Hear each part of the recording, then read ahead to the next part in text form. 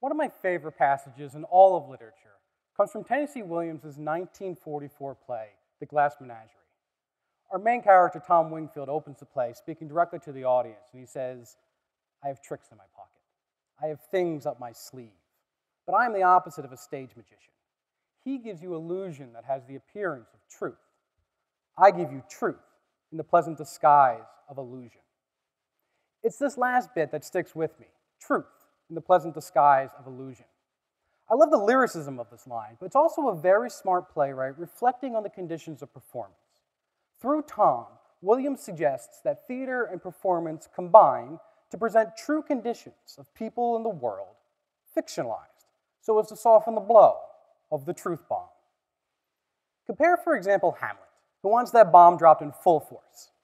The prince suggests that the purpose of acting is, and always has been, to hold as 'twere the mirror up to nature.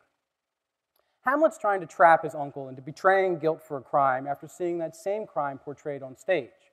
So he wants a very realistic performance. Williams tempers realism. His offer of the pleasant disguise of illusion puts increased stress on contemplation. Work is left to be done by audiences to recognize themselves and their world on stage. Still, according to Williams, this is truth. Disguised, opaque, but truth nonetheless. Another reason I love this line is for the complexity of its ideas, because Tennessee Williams was far more of a poet and a philosopher than an ideologue. He never would have espoused some static notion of unimpeachable truth. So then why use the word? Truth is a term that carries with it unavoidable connotations of verifiability and veracity, notions that Williams, like generations of authors and artists prior to and since him, raises in order to dismantle.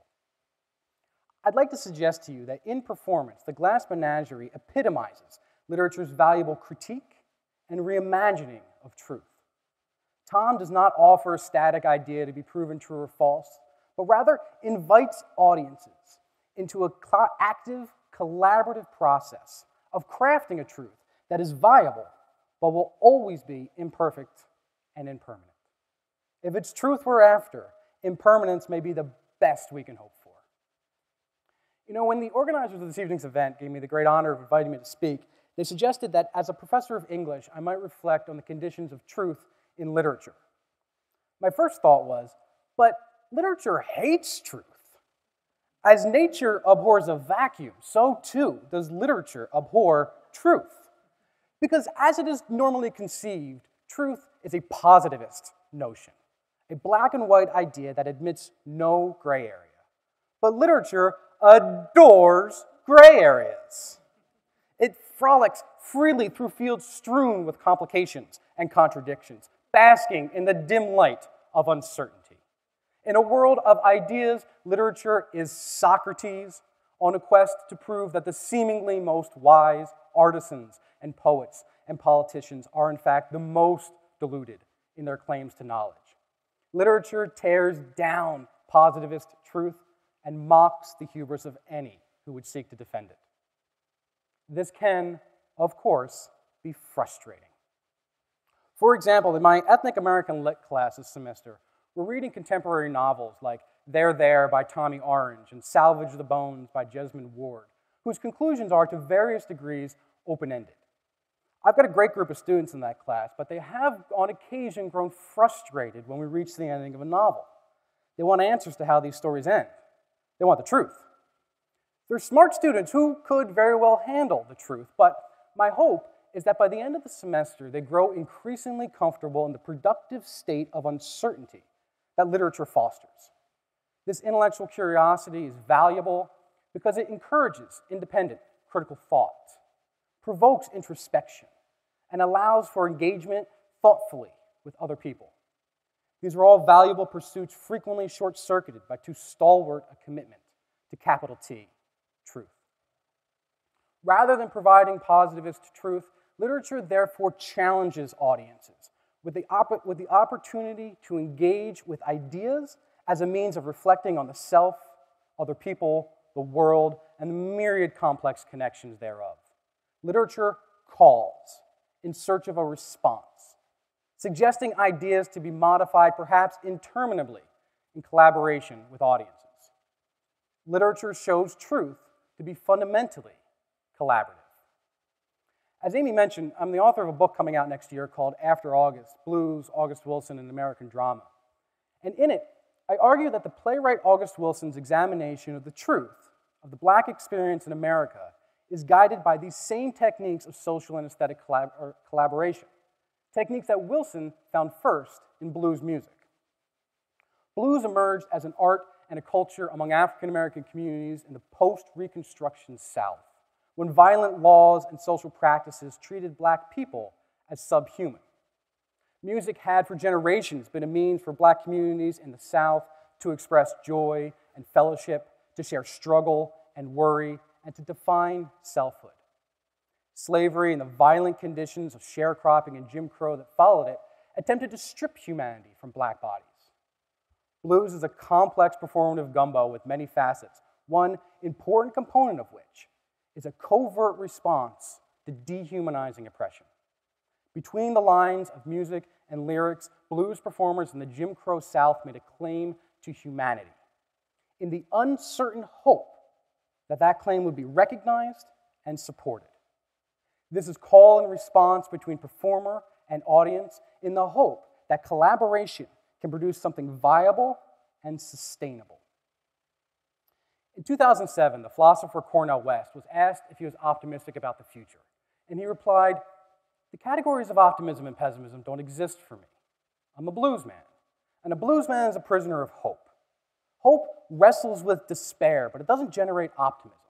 It just generates his energy to be courageous, to bear witness, to see what the ending is going to be."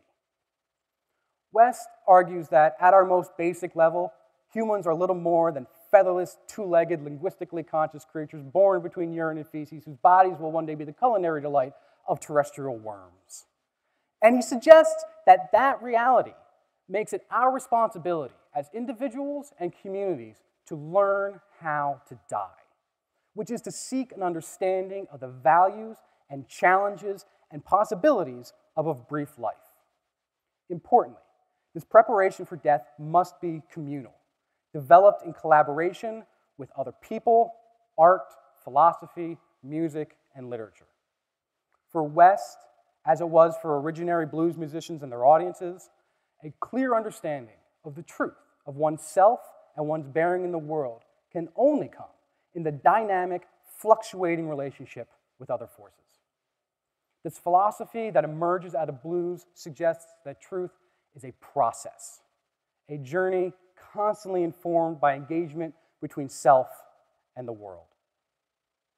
To provide truth in the pleasant disguise of illusion is therefore to offer the opportunity to contribute to a consistently evolving notion of truth, a notion that emerges in collaboration, in call and response between authors and performers and literature and audiences and readers and countless other social and aesthetic forces. Truth proves provisional, apt for adjustment and revision. So, am I suggesting the complete and total absence of positivist, capital T, truth in our world? Replacing that with a notion of truth that is uncertain, in flux, and therefore malleable, perhaps even manipulatable.